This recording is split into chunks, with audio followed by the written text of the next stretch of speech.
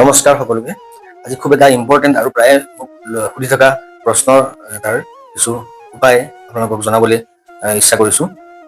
প্ৰায়বিলাক অভিভাৱকৰ মনত প্ৰশ্ন হয়, তেওঁলোকৰ সন্তানটোৱে কিয় পঢ়া শুনাত কনচেনট্ৰেশ্যন বা ফ'কাছ আদি কৰিব পৰা নাই, পঢ়াৰ সময়ত টিভি মোবাইল আদিৰ প্ৰতি ৰাপটো কিয় বাঢ়ি গৈছে, বা ব্যৱহাৰ আদি বা খিংখিঙীয়া স্বভাৱ আদি তেওঁলোকৰ কিয় গ্ৰ'থ হৈছে। এই কথাটোৰ কিছুমান সৰু সুৰা উত্তৰ দিবলৈ বা খুব ফলপ্ৰসূ দুই এটা প্ৰতিকাৰ আপোনালোকক জনাব বিচাৰিছোঁ। আপোনালোকে কৰি চালে নিশ্চয় সুফল পাব। প্ৰথম কথাটো হ'ল, আপোনালোকৰ সন্তানৰ তেওঁলোকৰ মনৰ অৱস্থা স্থিতি চাই আপোনালোকে সেইমতে তেওঁলোকক ব্যৱহাৰ কৰাটো খুব প্ৰয়োজন। তেওঁলোকে যেনেকুৱা ধৰণৰ ব্যৱহাৰ আপোনালোকৰ পৰা পাব, তেওঁলোকে সেইটো শিকি সিহঁতৰ তেনেকুৱা ধৰণৰে ব্যৱহাৰ হ'ব।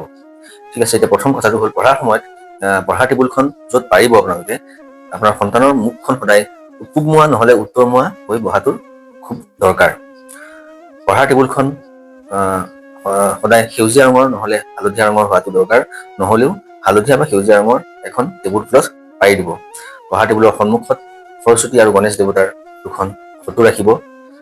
তাতে পাৰিলে লগতে সৰস্বতীৰ যন্ত্ৰ এটা ৰাখিব পাৰিলে ভাল। বজাৰত কিনা যন্ত্ৰৰ কথা কোৱা নাই মই, নিজেই নিয়মত বনাই নিয়মত শোধন কৰা যন্ত্ৰ, সেইটোৰ কথাহে কৈছোঁ।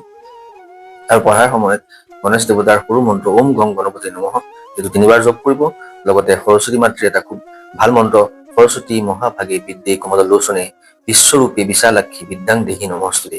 এই মন্ত্ৰটো 11 বাৰ, নোৱাৰিলেও 3বাৰ মাতি লৈ পেলাই ধূপ জ্বলাই পঢ়া টেবুলত বহিব।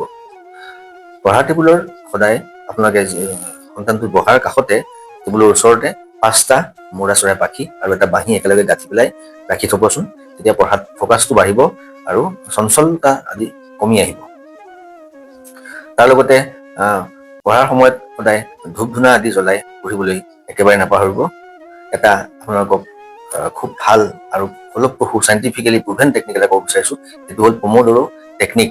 এই টেকনিকটোৰ মতে কিছু সময় পঢ়িব লাগে আৰু এটা সৰু ব্ৰেক ল'ব লাগে, আকৌ কিছু সময় পঢ়িব লাগে, এটা সৰু ব্ৰেক ল'ব লাগে। তাৰমানে 25 মিনিট খুব কনচেনট্ৰেশ্যন কৰি পঢ়া শুনা কৰিব, তাৰপিছত 5 মিনিট এটা সৰু ব্ৰেক ল'ব। সেই ব্ৰেকৰ সময়খিনিত হয় চকুকেইটা বন্ধ কৰি বহিব, নহয় পঢ়াৰ ৰুমটোতে কিছু সময় ঘূৰা ফুৰা কৰি আকৌ 25 মিনিট পঢ়িব, আকৌ সেইদৰে 5 মিনিট ব্ৰেক ল'ব। এনেদৰে কৰি 4বাৰ কৰাৰ পিছত এটা দীঘলীয়া ব্ৰেক ল'ব। এইটো কৰি চাবচোন, এইটো খুব ভাল আৰু খুব প্ৰমাণিত এটা ৰিমেডি। যদি পঢ়াত ফ'কাছ কৰিব পৰা নাই, মন দিব পৰা নাই, বা কিবা এটা বস্তু মুখস্থ কৰিছে, মুখস্থ আদি হোৱা নাই, মেমৰাইজ হোৱা নাই, তেতিয়া আপোনালোকে এটা কাম কৰিব, বজাৰত কৰ্পূৰ কিনিবলৈ পায়, কৰ্পূৰৰ টেবলেট পায়। এখন প্লেটত কৰ্পূৰৰ টেবলেটটো জ্বলাই তাৰ শিখাটোত 60 ছেকেণ্ডমান আপোনাৰ সন্তানক ফ'কাছ কৰিবলৈ দিয়ক, কনচেনট্ৰেট কৰিবলৈ দিয়ক, তাৰপিছত পঢ়িবলৈ দিয়ক।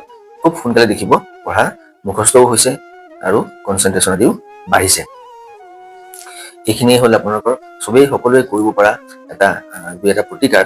তাৰ বাহিৰেও চাব লাগিব যে প্ৰত্যেকৰে নিজা নিজা এখন ইণ্ডিভিজুৱেল চক্ৰ থাকে, আৰু সেই চক্ৰৰ পঞ্চম ভাৱ, লগ্ন ভাৱ, চন্দ্ৰ, বুধ, ৰাহু আদিৰ অৱস্থান আদি চাই বা বিদ্যাস্থানৰ ওপৰত গুৰুত্ব দি আপোনালোকে তাত যদি কিবা অসুবিধা আছে সেইমতে প্ৰতিকাৰ কৰিলে আপোনালোকৰ সন্তানে খুব সোনকালে সুফল পাব আৰু পঢ়া শুনাটো উন্নতি কৰিব বুলি আশা কৰিব পৰা যায়। এইখিনি কৰি চাবচোন, যদি সুফল পায় মোক কমেণ্ট কৰি নিশ্চয় জনাব বুলি আশা কৰিলোঁ। ধন্যবাদ।